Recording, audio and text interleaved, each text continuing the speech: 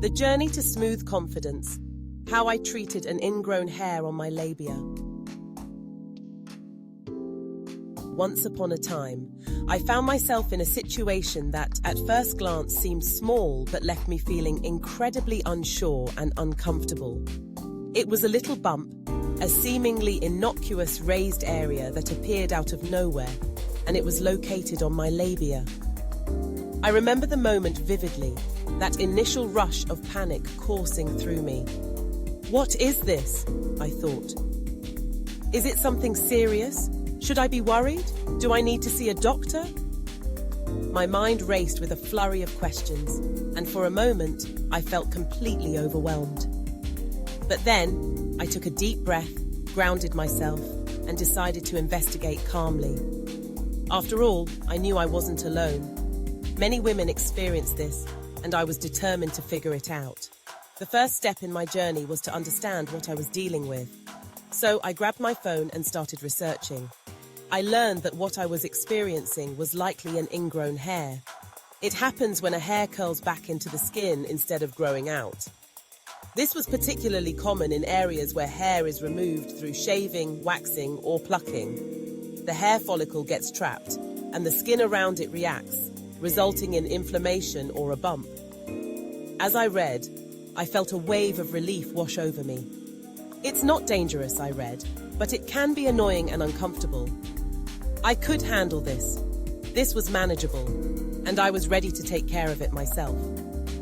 Next came the crucial step of staying calm and keeping clean. I knew I had to resist the urge to poke at it. The last thing I wanted was to make it worse. Instead, I gently cleaned the area with warm water and a mild, fragrance-free soap. Keeping the area clean was key.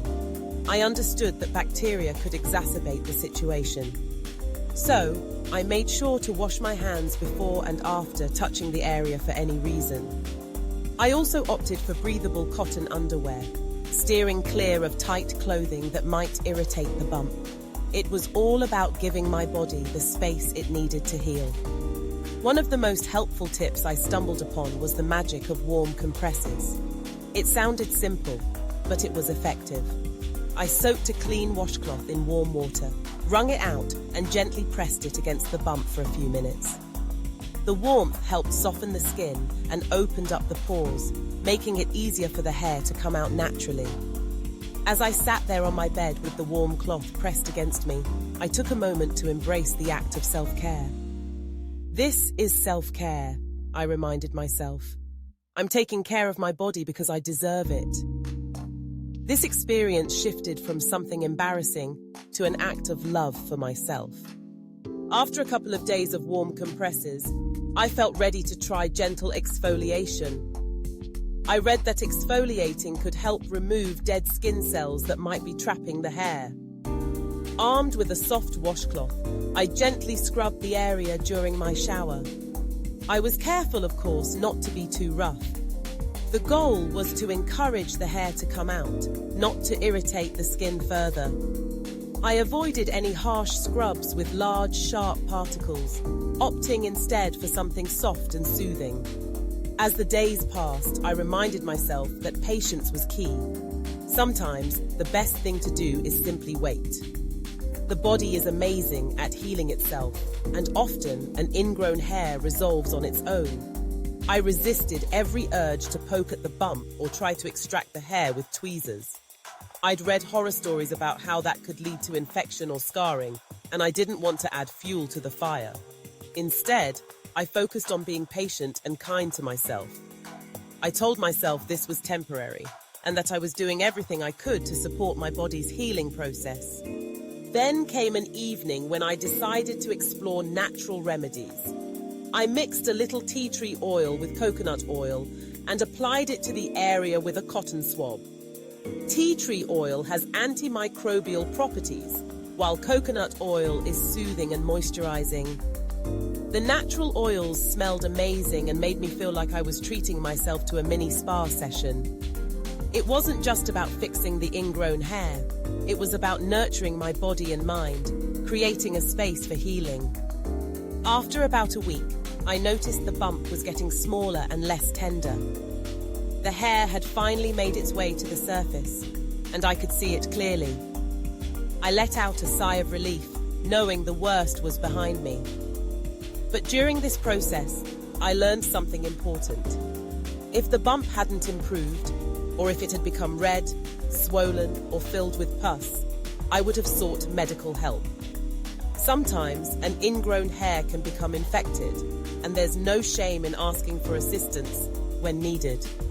It's better to be safe than sorry. Once the ingrown hair was gone, I decided to take proactive steps to prevent future occurrences. I made a few changes to my grooming routine that I felt were essential. First, I started shaving smarter.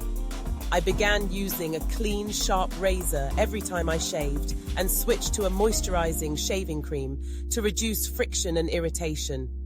I also incorporated regular, gentle exfoliation into my skincare routine to keep my skin smooth and free of trapped hairs. Moisturizing daily became a ritual for me. I began applying a fragrance-free lotion after every shower to keep my skin soft and healthy. I even considered alternatives to shaving, like laser hair removal, which could reduce the chances of ingrown hairs in the future. By the end of this journey, I felt stronger and more confident than ever. I realized that taking care of my body wasn't just about appearances, it was about loving and respecting myself. Every woman deserves to feel comfortable and confident in her own skin. I wanted to share my experience with others. I know that talking about topics like ingrown hairs can be embarrassing for some, but I believe that breaking the silence can help women everywhere. We're all human, I thought, and there's nothing wrong with taking care of ourselves. My story serves as a reminder that our bodies are incredible, but they also need care and attention.